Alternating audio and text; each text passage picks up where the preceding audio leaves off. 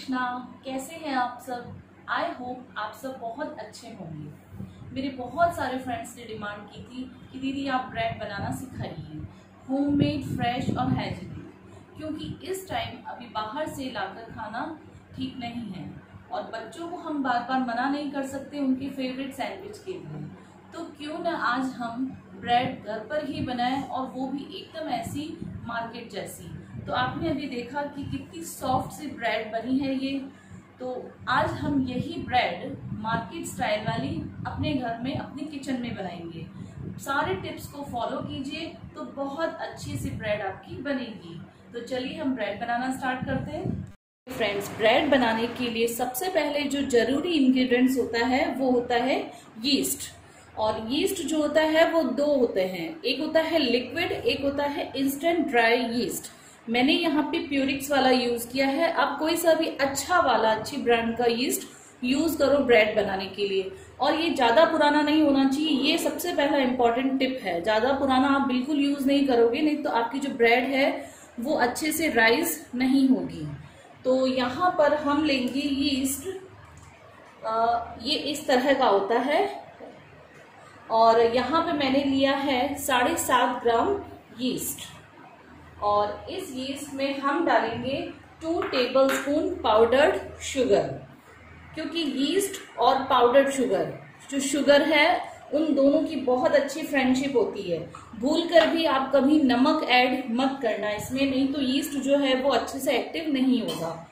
अब यहाँ लिया है मैंने ल्यूकवार्म वाटर। ल्यूकवार्म वाटर का मतलब होता है कि जैसे हमने फिंगर लगाया है तो न तो ये ज्यादा गर्म है और न ही ये ज्यादा ठंडा है, मतलब जिसे हम बोल सकते हैं गुनगुना पानी। वो कंपल्सरी है, ये सेकंड स्टेप है, कंपल्सरी है कि आपको गुनगुना पानी ही लेना है, 2 टेबलस्पून लगभग। और उसके बाद इसको अच्छे से हम मिक्स करेंगे। जो मैंने इंपॉर्टेंट पॉइंट बताए हैं कि यीस्ट फ्रेश यूज करना है, और दूसरा जो है वो ल्यूकवार्म वाटर होना चाहिए, और तीसरा जो है वो सिर्फ शुगर ही ऐड करनी है। आप नमक भूल कर भी इसमें ऐड मत करना।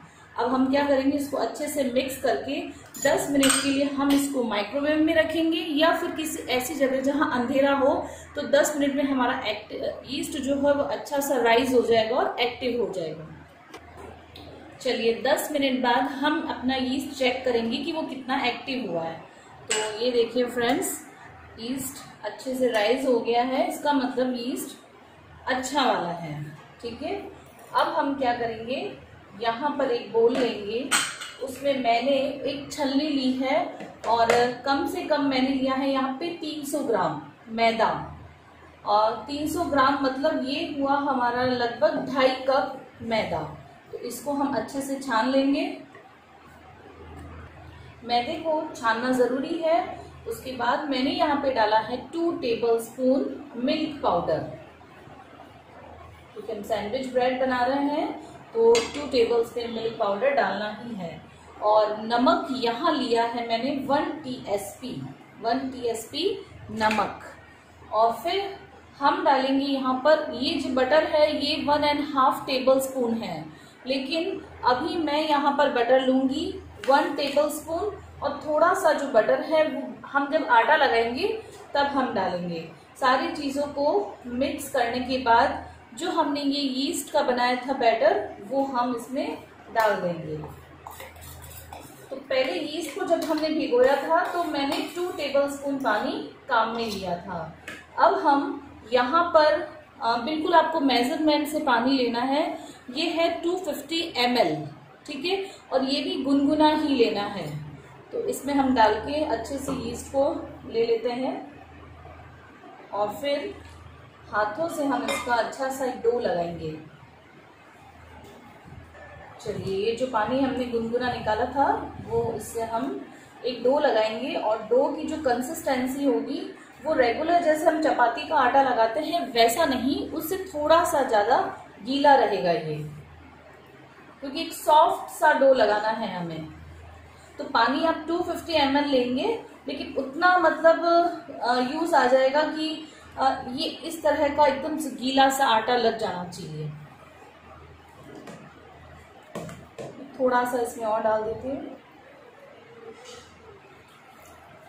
तो लगभग इतना सा पानी रहेगा ये।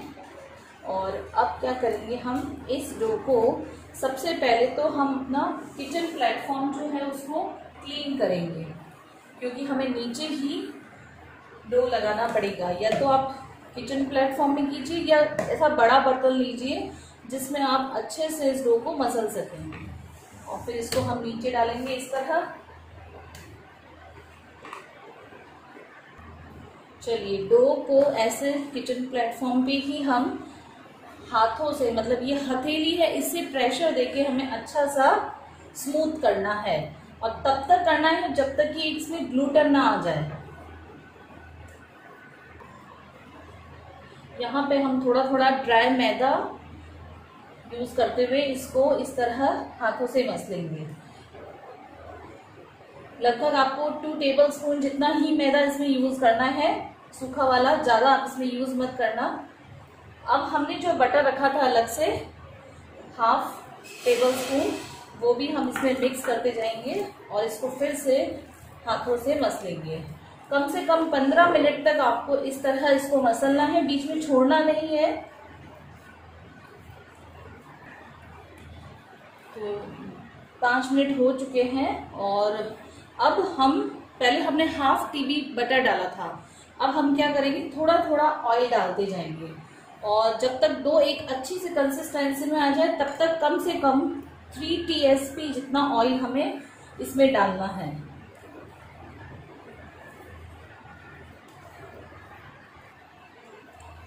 तो 12 से 13 मिनट हो चुके हैं और ये जो आटा है वो भी आप प्लेटफॉर्म पे चिपकना इसने छोड़ दिया है। तो आप देखो बहुत अच्छी सॉफ्ट सी इसकी कंसिस्टेंसी हो चुकी है। और कम से कम 3 TSP इसमें मैंने ऑयल डाला है और 2 टेबलस्पून जितना मैंने इसमें ड्राई मैदा यूज़ किया है। तो इसे 2 मिनट में और अच्छे से कर लेती हूँ, फिर मैं आपको चेक करना बताती हूँ कि कैसे ये इसमें ग्लूटेन आया है। चलिए, 15 मिनट हो गए हैं और अब मैं आपको चेक करना बताती हूँ कि कैसे इसको हम चेक करेंगे कि हमारा डो रेडी है या नहीं।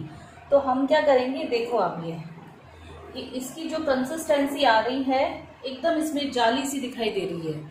और दूसरा, जब हम इसको इस तरह हाथ में लेंगे तो एक पतली सी जाली जो है, मतलब ये फट नहीं रहा है, आप देखो बिल्कुल सेंटर में ट्रांसपेरेंट जैसे ये दिखाई दे रहा है। तो इसका मतलब इसमें अच्छा सा ग्लूटेन आ चुका है। और एक टिप और ध्यान रखना है, जब भी आप डो लगाओगे तो इस तरह जब आप इसको मसलोगे तो वापस ये जो हम इकट्ठा करेंगे वापस वो ऊपर रहना चाहिए, नीचे की साइड को आप ऊपर नहीं करोगे। जैसे मैंने इसको ऐसे किया तो फिर से आप इसको फोल्ड करोगे, फिर यहीं से करोगे, फिर फोल्ड करोगे, फिर यहीं से। बस ये जो नीचे का बैक साइड है ये ऊपर नहीं आएगा, सिर्फ आपको ऊपर से ही इसको हाथों से अच्छा सा प्रेशर देके कम से कम 15 मिनट तक आपको इसको हाथों से मसलना है। उसके बाद क्या करोगे, ये जो साइड है वो जाएगी नीचे और इस तरह आप हाथों से पकड़ोगे पीछे से और इस तरह नीचे लोगे ऐसे। सिर्फ 1 मिनट ऐसे करना है ताकि ऊपर जो है वो स्मूथ सा हो जाए। ये किया और इसको ऐसे नीचे लिया, फिर इसको ऐसे नीचे लिया, इस तरह, ठीक है। और बड़ा सा आप बोल लोगे, साइज में डबल होना चाहिए, उसको आप ऑयल से ग्रीसिंग, ऑयल या बटर किसी से भी आप ग्रीस करोगे। इसको ग्रीसिंग प्रॉपर होनी चाहिए साइड में और नीचे, और फिर इसको आप इस तरह रख दोगे। और जो डो है उस पर भी हम प्रॉपर ग्रीस करेंगे। इम्पॉर्टेंट टिप ये ध्यान रखना है कि हमने जो बोल लिया है वो बड़ा होना चाहिए, क्योंकि ईस्ट के कारण जो हमारा मैदा है वो एकदम डबल ट्रिपल साइज में ये राइज हो जाएगा। तो ये इतना डो है तो ये कम से कम 3/4 जितना ये राइज होगा। तो राइज होने के लिए उसको जगह चाहिए होती है, तो इसीलिए आप जो भी बर्तन काम में लें वो बड़ी साइज की होनी चाहिए और इसको प्रॉपर ग्रीस करना है। उसके बाद हम क्या करेंगे, क्लिंग रैप लेंगे। क्लिंग रैप मार्केट में इजीली मिल जाती है, और अगर नहीं है तो आप कोई भी कपड़ा आप उसमें ढक सकते हो और उसके बाद इसको प्लेट पे ढक दीजिए। तो क्लिंग रैप लगाने के बाद हम इसे माइक्रोवेव में रखेंगे या ऐसी जगह रखेंगे जहां पर गर्म हो, या तो आप आटे की कोठी के ऊपर वहां रख दीजिए, माइक्रोवेव को थोड़ा सा आप चला लीजिए, उसके बाद आप इस वाले बर्तन को उसमें रख दीजिए। और रखना कितनी देर है आपको, कम से कम 1.5 घंटा, 1 से 1.5 घंटा तो आपको मिनिमम रखना ही है। 1.5 घंटा इसे रखते टाइम आप बीच में इसे चेक नहीं करोगे, क्योंकि इसको जो यीस्ट होता है ना, उसको एक्टिव होना होता है, उसको राइज होना होता है। तो इसे 1.5 घंटा रख के आप भूल जाओ, उसके बाद हम देखेंगे कि इसकी क्या सिचुएशन है। देखिए फ्रेंड्स, 1.5 घंटे बाद जो हमने ब्रेड का डो लगाया था वो कितना अच्छा सा राइज हो चुका है। तो अगर डो इस कंसिस्टेंसी में अगर आपका आता है 1 से 1.5 घंटे बाद, तो इसका मतलब है कि आपका यीस्ट भी प्रॉपर काम कर रहा है और आपने अच्छा सा उसको मसला है हाथ से, तो इसीलिए इतना अच्छा यीस्ट एक्टिव हुआ है। अब हम जो इम्पोर्टेंट पॉइंट बताने वाली हूँ मैं आपको, वो ये है कि इस तरह जब डो राइज होगा तो आप डायरेक्टली उसको हाथों से इस तरह बाहर नहीं निकालेंगे। सबसे पहले इसको इस तरह पंच मारेंगे, ठीक है। इसके क्या होगा कि जो इसमें एयर है वो सारी बाहर निकलेगी, एयरेशन जो होगा वो सब बाहर निकलेगा। तो ये कंपल्सरी है, इस तरह आपको करना है, तो सारी एयर बाहर आएगी। और उसके बाद फिर से हम इसको किचन प्लेटफॉर्म पे लेंगे और 10 मिनट के लिए हम इसे फिर से हाथों से मस लेंगे।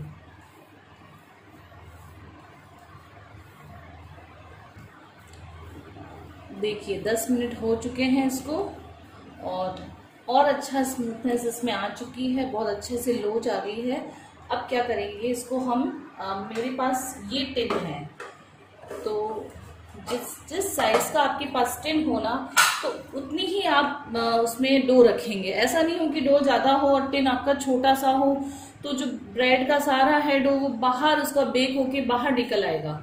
तो यहाँ कम से कम मैं आधा लूंगी और आधे को मैं दूसरे में रखूंगी, 2 ब्रेड बन जाएगी छोटी साइज की, ठीक है। अब हम जो डो है इसको इस तरह फैलाना है हाथों से, चाहे आप बेलन से फैला दो, और टिन का साइज हमें चेक करना है कि उतनी ही साइज की हमें इसे फैलानी है। और फिर हम इसे इस तरह रोल करेंगे, और ये जो है इसको प्रेस करेंगे हाथों से ताकि अच्छे से ये स्टिक हो जाए और ब्रेड जो है वो बेक होते टाइम फटे नहीं। अच्छा, ये जो पार्ट है वो हमारा ऊपर रहेगा, और यहाँ से भी हम अच्छा सा इसको प्रेस करेंगे ताकि ये अच्छे से बेक हो जाए। अब यहाँ पर हम पहले टिन को ग्रीस करेंगे ऑयल से या बटर से, किसी से भी आप कर सकते हो। और फिर उसके बाद मैं यहाँ पर पार्चमेंट पेपर लगाऊंगी, जिससे ब्रेड जो है बेक होने के बाद इजीली निकल आएगी। टेम्परेचर और जितना टिन का साइज है उसमें डो कितना रखना है, ये एक इम्पॉर्टेंट पॉइंट है। अब हम इसको इस तरह रखेंगे और हल्के हाथों से इसको हम प्रेस करेंगे, और फिर ऊपर भी हम थोड़ा सा ऑयल से इसको ग्रीस करेंगे, और फिर इसको कवर करके कम से कम 20 मिनट के लिए हम इसे रख देंगे। लेकिन 20 मिनट से ज़्यादा आपको इसे नहीं रखना है, क्योंकि आप जितना ज़्यादा इसे रखोगे तो बेक करते टाइम आपकी ब्रेड जो है वो फटने लगेगी, क्योंकि वो बहुत ज़्यादा एक्टिव हो जाएगा यीस्ट। इसलिए 20 मिनट सफिशिएंट है सेकंड प्रूफ के लिए। फर्स्ट प्रूफ आपको कम से कम 1.5 घंटा, और सेकंड प्रूफ जो है वो आपको कम से कम 20 मिनट के लिए ही रखना है। तो मैं इसे माइक्रोवेव में रख देती हूँ, 20 मिनट बाद हम इसे चेक करेंगे।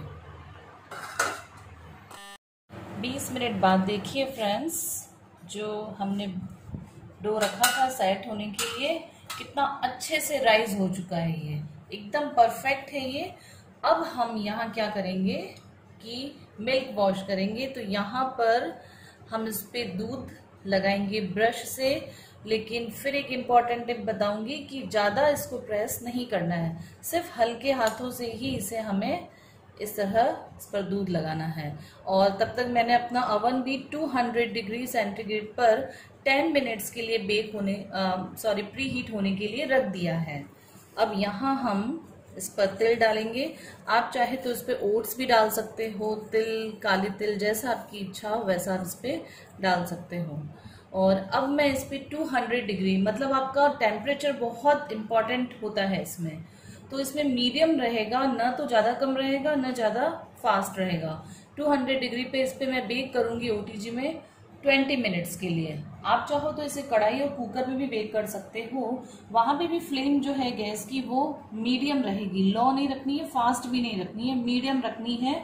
और प्री हीट करना सबसे ज़्यादा ज़रूरी है। और कढ़ाई में 30 से 35 मिनट में ये बेक हो जाएगी। तो चलिए मैं इसे कवर करके ओवन में रख देती हूँ। देखिए फ्रेंड्स, 20 मिनट बाद हमारी ब्रेड जो है वो अच्छे से बेक हो चुकी है। वाह, उसका कलर देखते ही हमें लग रहा है और इतनी अच्छी खुशबू आ रही है कि बहुत अच्छे से बेक हुई है। तो हम क्या करेंगे, नाइफ से इसको, इसके जो किनार है उसको छुड़ाएंगे। और हमने जो प्रॉपर ग्रीस किया था तो ये ऑलरेडी अपने आप इन्होंने इसने किनारे छोड़ दिए। अब एक प्लेट में हम इसे निकाल देंगे। तो बहुत अच्छा सा कलर, बहुत अच्छा टेक्सचर इसका आया है। अब हम यहाँ क्या करेंगे कि गरम है तभी आपको यहाँ पर घी या बटर कुछ भी आप लगा सकते हो। गरम गरम में ही इसको लगाना है अच्छा सा, ताकि इसमें सॉफ्टनेस और मॉइस्चर है।